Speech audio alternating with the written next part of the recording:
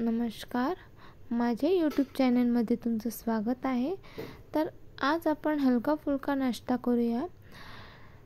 नाश्त्यामध्ये जर काहीच नसेल आपल्याला करायला तर तुम्ही या प्रकारे करा।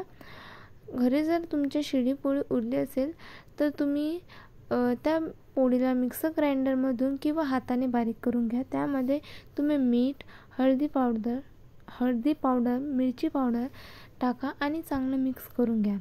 नंतर आपण कढई ठेवूया। कढईमध्ये आपण 2 माप तेल टाकलं आहे। त्याच्यामध्ये आपण शेंगदाणा, जिरा, मोहरी चांगलं परतून घेतलं। त्यानंतर आपण कांदा, 3 मिरची आणि टमाटर हे चांगले परतून घेतलं आहे। तसेच आपण त्याच्यामध्ये कढीपत्ता सुद्धा टाकला आहे। चांगला स्मेल सुद्धा येते आणि कढीपत्ता हा शरीरासाठी पौष्टिक पण आहे।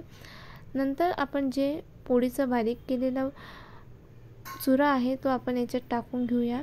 ते चांगलं मिक्स करून घ्यायचं। त्यानंतर मी त्याच्यामध्ये कोरिअँडर म्हणजे धनिया पत्ते टाकले आहे। चांगलं मिक्स करून आपला नाश्ता तयार झाला आहे।